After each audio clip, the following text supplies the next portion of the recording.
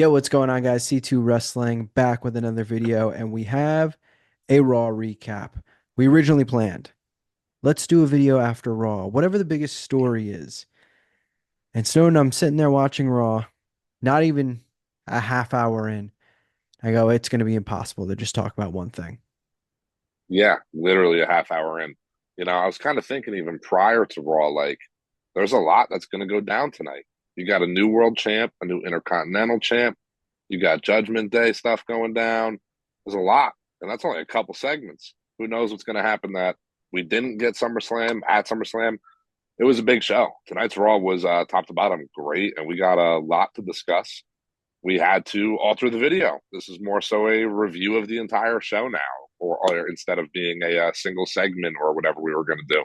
But starting from the beginning, opening segment, our new world heavyweight champion, Gunther, opening the show. Rightfully so. We had set it to, we hoped he would open the show. A new world champion deserves to open the next show, in my opinion. And Gunther, more than anybody, again, is the epitome of what is a world champion, a pro wrestler. Him starting the show off hot. I love to see it. Ludwig Kaiser's back from injury. Glad to have him back around too. What were you thinking? Open the show with Gunther. What are your thoughts? It's the right thing to do. Although Gunther isn't the biggest story, you could argue he's the fourth biggest story on the show he's the champion of.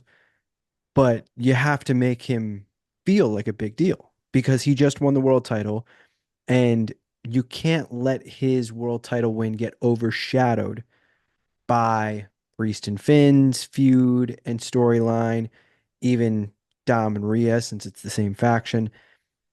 I know Punk is huge, the Rollins feud, the Drew feud. We'll get into that in a minute. You had to open with Gunther to establish this is his show. He is the champion. He has literally any task that's been put in his way, he has accomplished.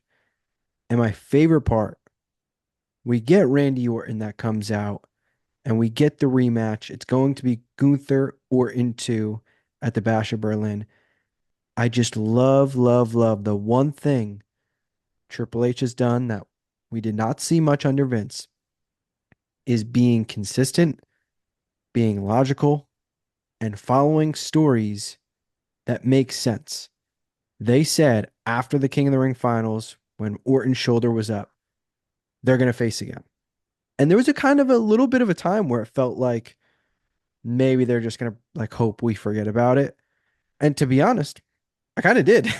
I kind of did. I kind of was like, all right, we're going to get Gunther will face whoever, and Randy's going to go for Cody at some point. They kind of made me forget and then still gave me what they said. So I absolutely love it. I think it is the perfect first match to introduce Gunther into the main event scene. I know he already was the main event scene, but as the main event of Monday Night Raw, do you think it's, you're running a little bit of a risk of the crowd being on Orton's side when you're in Germany? Do you think it's a little, maybe you should have got someone a little closer to the tween, or is it just Orton's such an established name that for this to be Gunther's first title defense, like this levels him up? I think this is perfect. I think Orton is really as good as it gets for a first competitor for the new world heavyweight champion in Gunther. And it's for a couple of reasons too. Like you said, the continuity of just storylines and things that happen. The blip on the on Gunther's reign. On his run of Orton, he beat Orton for that King of the Ring, but not necessarily clean. So the continuity of running that match back, and like you had said, I also agree. I completely forgot about it. I had no idea Orton was coming out there. Even when Gunther was in the ring and he's talking his you can't fool me, I'm the best, who's gonna be the next guy type stuff, which is very typical new champion thing to do. I'm thinking somebody's gonna come out here, but this isn't setting up Priest coming out. Who's it gonna be? Orton never crossed my mind. So hearing that music hit was interesting. I would normally be very, very anti breaking the brand split. I would hate that on any other circumstance. But in this one unusual situation, and I will touch a little bit more on other brand split stuff that happens throughout the show. But in this one situation, it works. Orton versus Gunther is a mega matchup in Berlin. You need Gunther to go over a mega guy. Establish Gunther early as a beast of a world champion. He's already a beast of an athlete. We all know this, but you have him go over a 14-time world heavyweight champion in Orton, in Gunther's hometown in Germany. I don't think it gets much better than that. I think that Germany crowd is going to go wild for Gunther. It's going to be like Orton's the heel, in my opinion. There's two things that I love that you said. One, this is one of the few times I'm fine with breaking the brand split, which to be fair, like they really haven't these last few months. They've been very good at not doing that. But it makes sense here because Orton is owed a match. It's logical. They do the whole worked out a deal, whatever. The other thing that I love that you said is the word continuity because I could not think of that word and I was trying to find every way to use the word continuity without saying continuity because I couldn't think of it. That's exactly what this is. Yeah. And Triple H has a track record so far with most of his big storylines of following the continuity and following through and having things make sense. This is the prime example of that. I agree. It's going to be the match that elevates Gunther. Not that for us he needs it, but to really establish him. I think we are about to be, I mean, this is what, day two. We're going to look back day two, and we're going to be a long ways away from day two when he's still holding the title. And it's going to be, hey, remember on the second day of his reign and Orton challenged him? And as great as his Intercontinental title run, that was against a lot of guys who some of them were mid card level. The world title run, this is where he's going to beat the Randy Ortons, beat the Seth Rollins, beat maybe a CM Punk, beat those main event big names that he didn't really face when he was the Intercontinental Champion. So I think we're set for a massive run with Gunther. One thing I did think was going to happen that didn't. I thought Sheamus was going to be the one to interrupt, just because he already had the scheduled match with Ludwig. Ludwig opens the show to introduce Gunther, and I'm like, okay, Sheamus Gunther for the world title. Like I know for sure Gunther's going to win, but that's still going to be a great match. Like I can get down with that. Sheamus has a great match, but this was a pleasant surprise to have Orton instead of what I kind of expected in Sheamus, someone more just, hey, let's do this, get a good match under the belt, and be underway with his title reign. Yeah, I again agree. I mean, I think this is early, but I think Gunther's a lock to retain in Berlin. Let's be realistic. So whether it's 14-time world champion Orton or it's a jobber to fill that slot in Berlin against Gunther, um, Gunther's going over. You know, you can have him really go against anybody who's going over, but it being Orton instead of somebody like Sheamus, adds a little bit more value to it. Even though we did just get Orton versus Gunther one, it's still a fresh matchup. This is only the second time we're getting it, and it's due for a rematch. I love, love, love that they're playing into like the blip on Gunther's reign, on his run. Gunther should be the guy that wants to scrub that off his card. He should be wanting that win back. So I'm looking very forward to it. When somebody was about to come out during that Gunther promo, nobody was really coming to mind for me. I really couldn't think of who it was going to be. You had mentioned it being potentially Sheamus, and that made sense. Was surprised it wasn't when it became Orton. But right after this Gunther segment, we get Sheamus in a match versus the returning again Ludwig Kaiser, who I'm a massive fan of. I know you are as well. Both great competitors. That backstage promo by Sheamus right before he entered the ring, I thought was fantastic. I thought that was just a hot way to start the first match of the night, rolling off the back of a great promo from Gunther and Orton. Hot way to start the show. Solid matchup, I thought too. Nothing too crazy, but that's a great way to start the show, in my opinion. I mean, they beat the tar out of each other, if we're being honest. Like they were hitting, they were swinging. I'd be remiss if I don't mention how great the crowd was, but that Sheamus promo let me know how great the crowd was going to be. Like, granted, they got up a little bit for Gunther and Orton, they had their little bit of reactions. But when they went straight to the Sheamus backstage promo and the crowd was into that, and then you deliver with that type of match and the crowd stayed hot, it was a great back to back segments, or I guess technically three segments in a row, keeping the crowd involved, doing something hot, doing something fresh, and also putting bows on stories that we didn't get the bow put on. Sheamus and Ludwig were supposed to face a few weeks ago. Mhm. Ludwig injures his rib, is off TV a few weeks. As soon as he comes back, they immediately do what we were supposed to get, which again goes back to the word that I couldn't remember, the continuity. Let's follow the story. Let's not have Ludwig just appear, introduces Gunther, and then, says, "Oh, Sheamus, I'll see you next week," or something like that. No, these guys they were trying to kill each other before Ludwig got hurt. That's the type of continuity I want to see. I thought the match was fantastic, and they beat the absolute tar out of each other. Yep. Again, I agree. Match was fantastic, and it is good to see this again. Continuity, getting these matches going that we were supposed to get a few weeks ago, and I like them involving Pete Dunne with Sheamus. I think that's pretty solid. Bate off TV for a while as well. I believe he got some sort of surgery. I kind of forget the details all within He what tore his Bates pec, I want to say. is out. Okay, yeah, that sounds Yeah. about right. Yeah. So he's out for a while. So how do you get Dunne involved? A heel Pete Dunne. Sign me up for that. I think we've all been waiting for that for a while.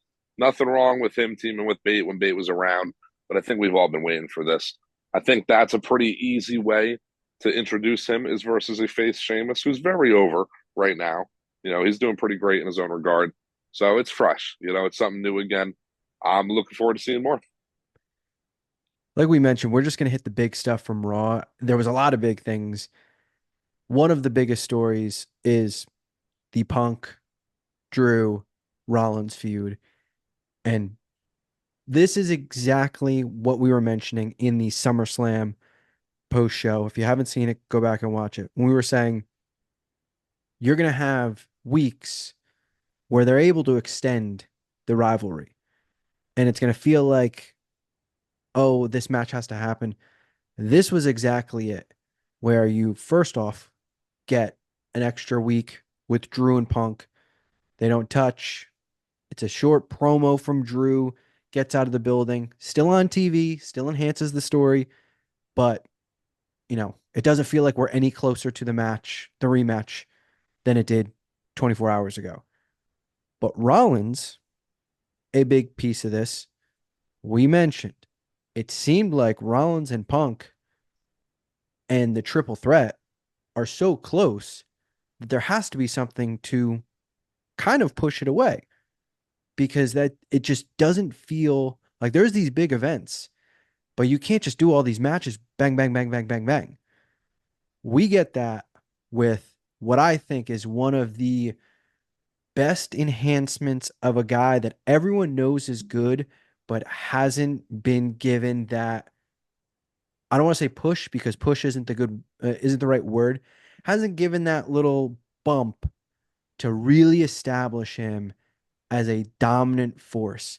And they had Bronson Reed absolutely destroy Seth Rollins. And I know, like myself, you're a big Bronson Reed guy. When you're watching this, like you got to be smiling ear to ear, right? Oh, ear to ear. I am a big, big Bronson Reed fan. And I have been, ever since his early NXT days, even before that. But, he was one of those guys that when he got re signed, just glad to see him again. And he's done some great stuff since coming back. But like you said, he was never really given that, I'll say, spot. You know, he was more of a transition wrestler. He was used a lot to kind of help others shine. And ever since the first time I've seen him do it, the tsunami, that's the most deadly move active in wrestling. I can argue I'd rather take a tombstone than a tsunami. Now we're talking six tsunamis. Let me just start with the fact that I had no idea this was coming. I don't think anybody did. If somebody out there online said, "Oh, I predicted this," I don't believe you. Nobody knew Bronson was coming out. Even with the prior Bronson and Pierce segment, where Bronson was kind of complaining about not getting the things he deserves, this did not come to light to me. I did not see this coming, but this is how you do it. This is how you establish not just a guy, but a beast, a monster in Bronson Reed. You have him take out one of the top talents in wrestling. Rollins, only a few months ago, was at the helm of the company. WrestleMania 40, involved with The Rock, Cody, putting Bronson on that level with Rollins, taking him out like that, unbelievable. In one show as well, Bronson was already a pretty dominant force, but I don't think I've ever seen them in one show make somebody look so much like a monster, an unstoppable force. The six tsunamis, that's something we've never seen. That's an all time raw moment right there. When Bronson had the promo backstage with Adam Pearce, and he said, I just have to make a name for myself, take my future into my own hands.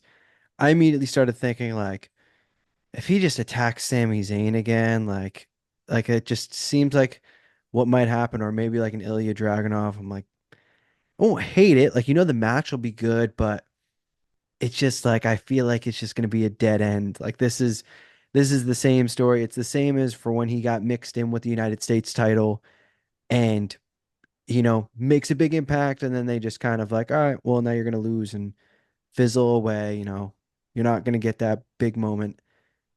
This is the best I could have asked for. Like instantly. Now also you can have Rollins take 2, 3 weeks off TV, sell his injuries. Now I don't think he'll be out for too long, but sell his injuries. He took 6 tsunamis. I don't want to see Seth Rollins on Raw next week. I want to see him in 2 or 3 weeks. He's got to be home nursing his injuries. Next week, I want Bronson Reed in a squash match, and then he cuts a promo and says, I took out the Golden Boy, whatever. I don't want to see Mm-hmm. Rollins for a week or two. Let's sell those 6 tsunamis. You've already hit, an 80-yard touchdown pass. Let's not miss the extra point. Let's kick it through the uprights. Let's keep the correct decisions going. I love it.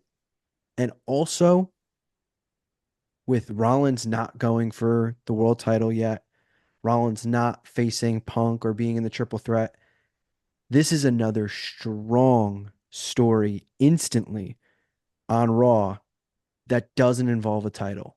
And now when you look at the breakdown of Raw, the titles they sell themselves.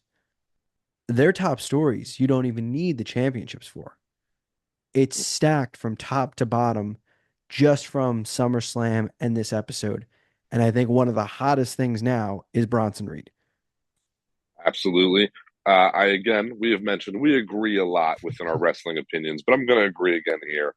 This was my favorite segment of the night, which again was a stacked Raw. This was a top to bottom great episode with a lot of content. And there's something about seeing this moment with Bronson Reed that got me hyped. This is like the off period of wrestling, we'll call it, post SummerSlam, pre the Rumble build. We need these feuds to be hot, stay hot. And like you said, there's a lot of feuds right now going on just this one show, Raw, that don't involve the title, and they have me glued to the TV. I don't know if it's going to happen in Berlin. I think that's too soon. I again agree with what you said. I don't want to see Rollins back on TV for a bit. I want him back in a few weeks. And hell, six tsunamis, even when he comes back in 3 weeks, those ribs better be taped up. I want him selling those injuries. Again, for the next couple of weeks, you give Bronson some squash stuff, have him cut some promos, terrorize Raw a little bit, maybe attack some other guys. We'll see. But again, getting to the likes of Rollins puts Bronson on another level. I'm not saying we're going to strap a belt on this guy immediately, but we're strapping the rocket on him right now, and we're seeing them launch it. He's going to go far. I'm looking very forward to what's next with Big Bronson Reed. Speaking of big impact, Odyssey Jones, I was unfamiliar with your game. This was, I mean, Raw was it was just at the point where every segment is kind of hitting. And this was just another where it's like, all right, AOP versus New Day. Like the best part of this rivalry has been the promos. So it's like, all right, Just get through the match, whatever. Let's get to the promo so we can enhance the story. Odyssey Jones. I mean, you want to talk about a guy showing up and most of the crowd, like myself, were for one, forgetting about him, for two, not being as familiar with how good he is. He looked like $1 million. he looked he looked incredible. Incredible. Odyssey Jones looked like he's done this a million times. And, he got drafted a long time ago, long time Oh ago. yeah. I bet when Odyssey Jones started walking down that ramp, there was a lot of fans asking, who, who, who? But we got what seems to be a new member of the New Day. And I again agree, Odyssey Jones looked fantastic. He had a very, very short NXT stint in which he was good. He was green, but he was good. And he got an unfortunate injury off TV for a while. This is the first we've seen of him. I loved it. This whole New Day, AOP, and Cross Final Testament feud has been a bit filler, yes. We all love the New Day. I'm personally a big fan of Cross and this stable. Always been a big fan of Cross. But this is another layer, another new guy to the roster that when all things align, it works sometimes. And you have this new, fresh face working into this feud. It's a very, very great crowd, like you said earlier. He hit some fantastic stuff out there, got a very loud pop, loud reaction. It worked. The same exact thing in not as great of a crowd might not get him as over, even if he hits the same exact moves. Everything was just aligned, everything worked out. Odyssey Jones, I would have never, ever, ever said replace Big E, get a New Day member. But this is going to go far. I think this is going to work. See, I'm not convinced that it slides in that easy from that backstage promo where Woods clearly, didn't know and Kofi took it into his own hands. But now I am way more invested in the story on if Woods is actually going to turn or not. Because if you asked me a week or two ago, I would have said, yeah, this probably just leads to like the New Day sticking together and being stronger than ever or whatever. This is a complete curveball that I think was so needed and done very well. This story now, like you said, it was a little bit of a filler story, which is kind of a shame because I like Cross. I'm not too crazy about the stable. I think it's kind of underwhelming so far. But the New Day, like you never want to hear that the New Day are filler, but that's kind of what this has been for the last few weeks. This is no longer a filler story instantly.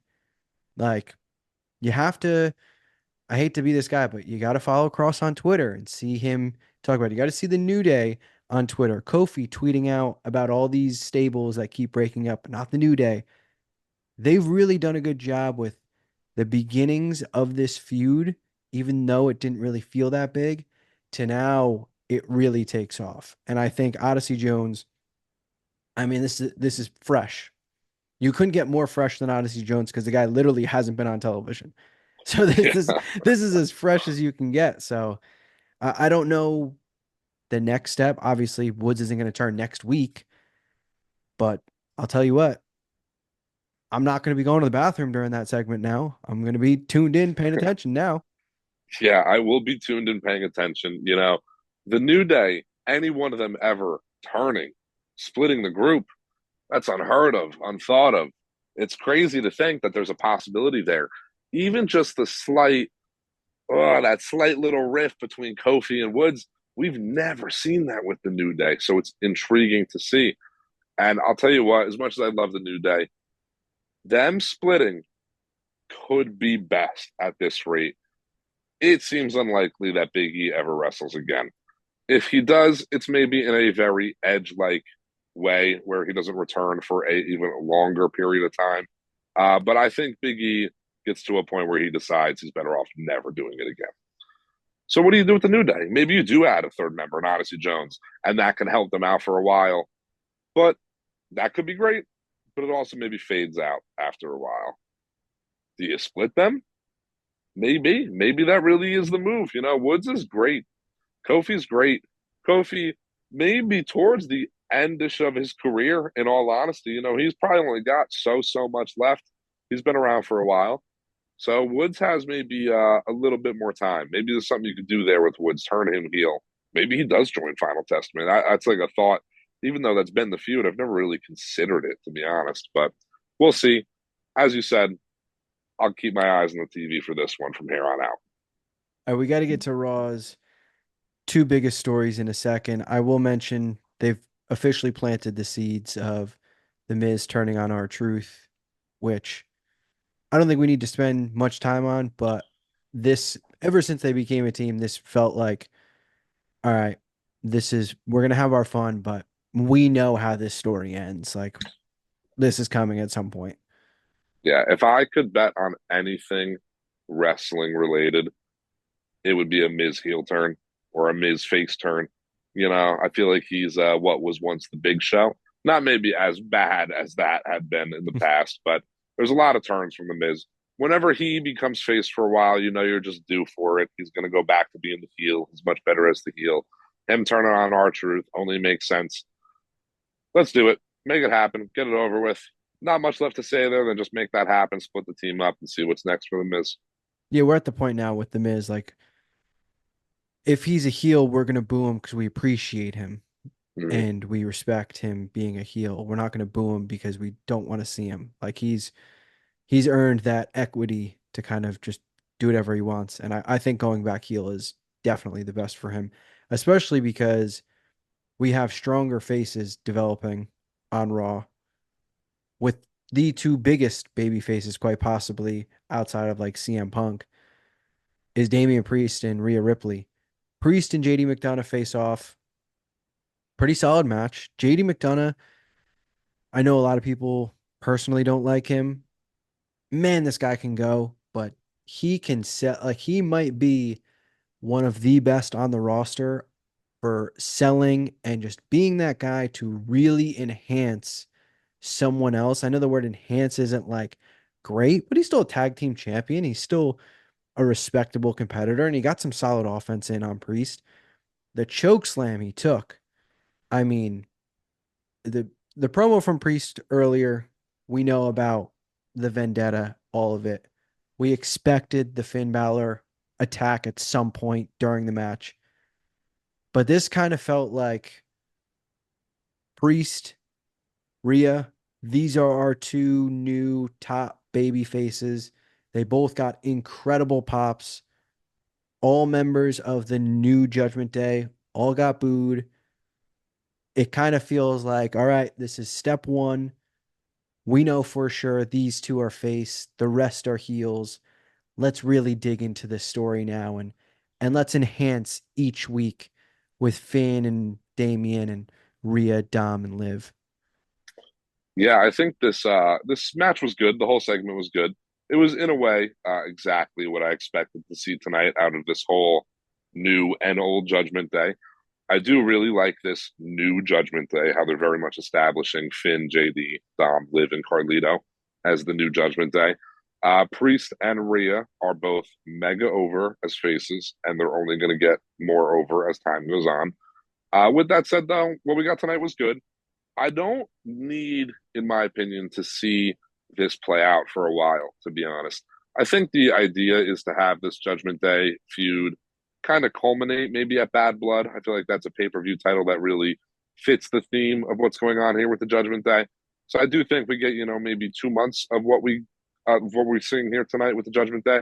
But I want to see what's next with Damien and Rhea more than I maybe want to see this feud last until Mania for a culminative match between Priest and Finn.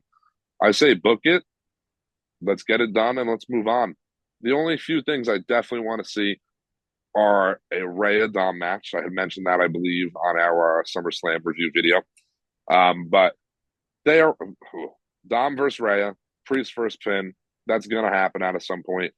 I don't know if Rhea ever wins back that world title from Liv, but we're guaranteed to get another rematch there eventually. There's a lot they could do within this feud.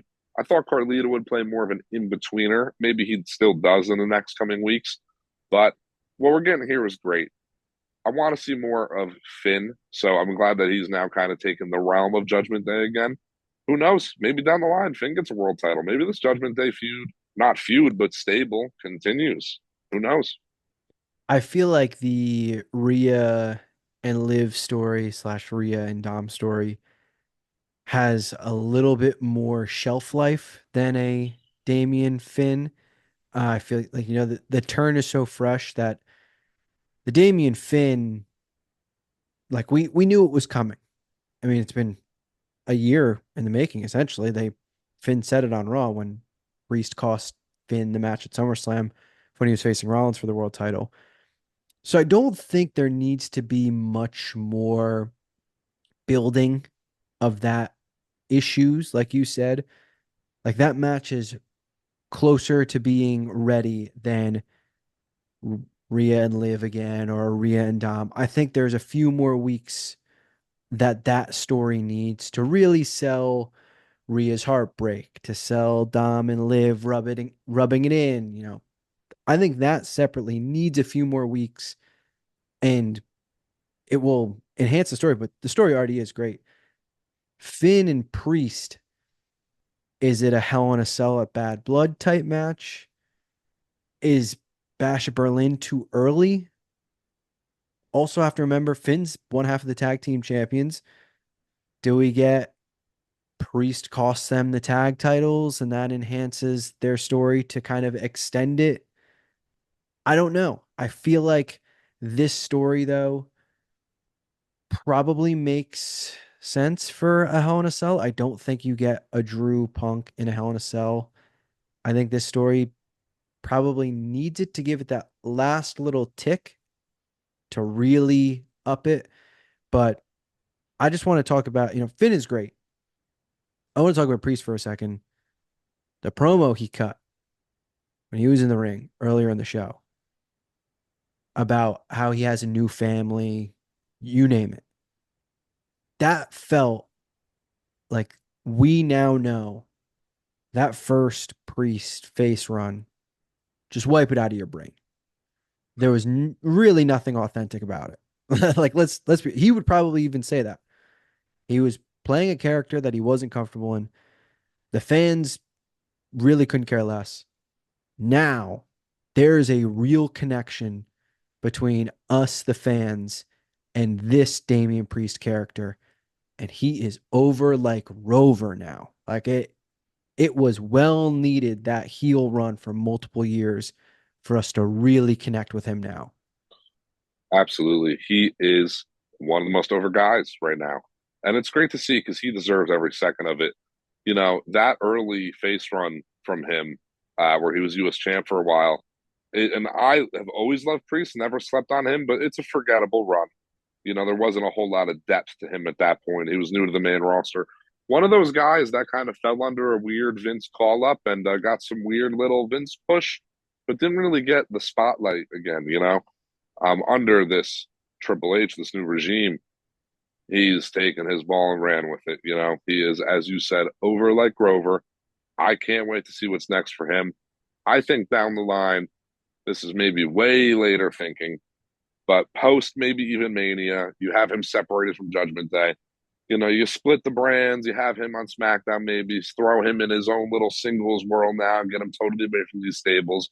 I want to see this next iteration of Damian Priest. I'm loving it so far. I think Bash in Berlin, is a little early for these singles matches. I'm not sure if we get a Hell in a Cell at Bad Blood, but I do think what we're getting is Finn running away from this idea of facing Damian, which will ultimately lead to, in a few weeks at Berlin, Priest and Rhea versus Dom and Liv mixed tag match. I think that's what's next on the board. I think so too. And Priest, I mean, if you watch his new 24 that just dropped, like as if you didn't like him already, you like him even more. He's just such a relatable guy, such a easy guy to root for. And now that he's face, if you knew his story before and he was a heel, you're like, oh, I like him, but like I can't really cheer him. Now, when you know his story and you're supposed to cheer him, makes it a lot easier. He's just very happy the future direction of Priest, going to be one of the top guys. But we got to get to the main event now. We got to finish it off. They had the Wyatt Six, their first in ring match, 6-man tag against the new named faction, American Made, Chad Gable, and the Creed brothers. I was very intrigued how this match was going to go because, like Bray Wyatt, when you get these type of characters and then you have matches, you're kind of handcuffed in some of the things that you can do. These tapes have helped just kind of push the message that this is still Joe Gacy, has always been Joe Gacy. This is still Dexter Loomis. This is still Eric Rowan. They're just now so crazy that they think that there are these characters of Bray Wyatt's Firefly Funhouse. So it adds that normalcy to them to where they can have a match and it not be something outlandish, like the match LA Knight had at Pitch black. the Pitch Black match. That's what I was looking for. It doesn't have to be like that. They can still have a somewhat normal match and it makes sense with their character. Did you like how it went? Did it feel too much like a wrestling match? I feel like it was a good mix. What'd you think?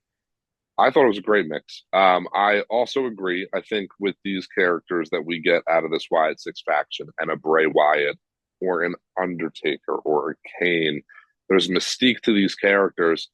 I think there's a fine line you walk when you're running or working with characters like this, where, in my opinion, I think we in wrestling and WWE have grown a bit past the really supernatural stuff. And this stable, yes, I get it. It's got a little bit of an eerie supernaturalness to it, but it's not the Fiend lighting people on fire, turning into a zombie type supernatural stuff. You also, though, don't really want to have this eerie, somewhat supernatural stable, and then take Joe Gacy and put him in this match and have him wrestle like Dean Malenko. It doesn't really make Yeah, sense. yeah, You got to kind of find a balance between there. And I thought it was great. I like that they kept all these guys as Joe Gacy, Dexter Loomis, Eric Rowan. I thought they had Dexter Loomis out there looking great tonight, to be honest. Um, all their looks being of a stable but different, crazy. I like it. I like what we're getting right now. On the flip side, American Made, fantastic name for the stable. Love it. Great attires. Could be the most just stable looking stable of all time, if that makes sense. You yes, couldn't put three guys together and any situation and go, wow, that's a trio of guys. It can be in any situation. I'm loving it so far. I wanted Wyatt Six to go over. I'm glad they did. I'm looking forward to more. The next step for me, and this might be a while, I got to see Bo get in the ring. yes. I think that is the next step for the Wyatt Six. I'm wondering if this is it for them with American Made because it kind of feels weird to continue the story. Um, Not that it would be an anticlimactic finish, but like they face in a 6-man tag and they won clean. Like it kind of feels well, it's not like American Made can really attack them from behind or anything to force a rematch or anything like that.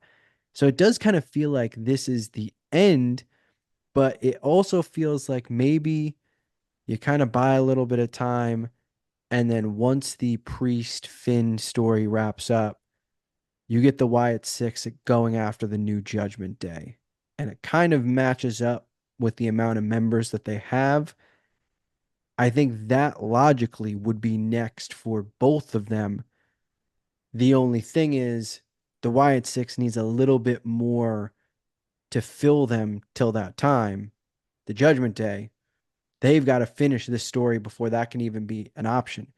But looking down the road and how the Wyatt Six being portrayed, I think that's what's the next big thing for them. They might have a few little things. They might continue this American made, whatever it may be. But I feel like the next big thing for them is going after the Judgment Day. Are you down with that? Wyatt Six, Judgment Day, big marquee, two of your top, stables. I am down with it. I just don't know where else you go is the only problem. Um, the Wyatt Six stable, I don't know if there's a lot of options right now for them. I guess you could somehow rehash this American made feud, but it doesn't really do anything for anybody. I do think it'd be better to maybe just move along from that now. You also don't want to continue it and then just have them keep squashing this new American made stable. You want to have them also feel like they're on the come up. But Wyatt Six versus Judgment Day, potentially even getting the tag titles in the long run on the Wyatt Six. That's another thing with these characters. When they first debuted, and you look at this very supernatural character, you almost can't expect them like to be holding a title. Like that's what this demon ghost guy wants to win is a tag title. It doesn't really add up. So when you have them be a bit more human, it works. I think in the long run you can do something like putting titles on them. Wyatt Six versus Judgment Day. The only other real stable in the company right now is the Bloodline. Totally different brand. I think you got to set it up. I think that's the next big thing. But they're both kind of heelish, so we'll see where they really go. I don't know how you fill the gap though until Judgment Day finishes their whole debacle. How do you fill that gap from here till then with the Wyatt Six? What do you have them do? Yeah, I don't know. I mean, there's the thing for them is they don't necessarily have to go for an entire stable. They can just go for a singular person. I don't know who that person would be that would make sense. Um, Off the top of my head, I know it seems like at some point they're going to go after Dakota Kai, but that's not going to be the main thing that they do for the next month, 2 months. But that's something. It seems like it's so far away, but I do feel like story wise and with the way the Wyatt Six has been kind of that you don't turn your back on family, that seems like the most obvious. All right, they're going to face at some point. So I don't know when that is because it feels like all the people who have turned on their family are either involved still in that storyline or are on the opposite brand. So the Wyatt Six can't get involved. But I thought it was a strong finish. I was worried. I texted you during the show. I was worried that the final hour would feel way too commercial heavy from the first hour having commercial free. Because previous Raws, that's been the case. The first hour rules, and then the last hour, you're like, oh my God, it's another commercial. It's another commercial. Mm-hmm. This did not feel like that. And it probably helps that the show was so hot that it didn't feel like that. Yeah, absolutely. The last hour was also great. Again, top to bottom was a fantastic show. Wyatt Six closing the show, I think, is necessary in this situation. Even with a stacked show, I think that was the way to end it. And I'm looking forward to see what's next. I think there's a lot you can do. I did just mention how do you have them face Judgment Day? It's heel versus heel.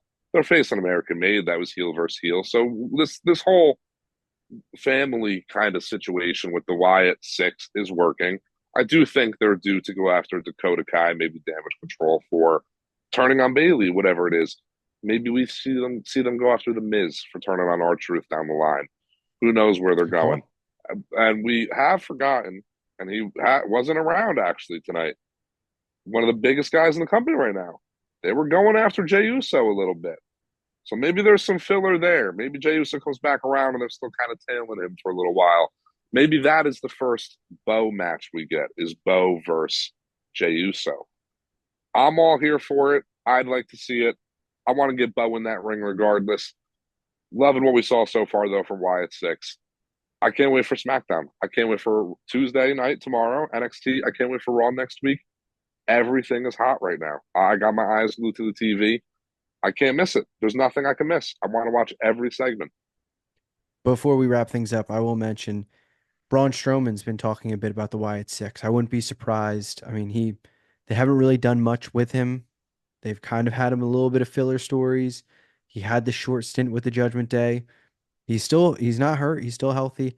I could see that potentially being something because of the history he has with almost every member of the group. So I wouldn't be shocked if that would be their next move that helps Yeah. buy time and kind of makes sense. But like you said, the future shows coming up for WWE are can't miss. So that means this channel is can't miss because we are going to keep pumping out these videos, whether it's long extended reviews of a show, it's our podcast, it's a vlog that just dropped, it's future videos that are shorter, just talking about one specific topic. You need to be locked in. C2 Wrestling. Subscribe if you haven't already. Like the video, leave a comment, share it, follow our socials. Snowden, these people can't miss out. This We are here to talk wrestling, and we We need them to are talk with here. us. Just like the Wyatt Six, we are here. We are here to talk wrestling. We want to talk with you guys. It's been a great start to this channel. We've gotten a little bit of love just from a few videos being posted, and we love to see it. We want to get more of it. We got a lot coming your way. Like Chris said, hit that follow button, hit that like button, hit that subscribe button. For the biggest stable in WWE, the Bloodline, you throw up the ones. But for C2 Wrestling, throw up your twos. I'm Snowden. That's Chris. Until next time. Peace.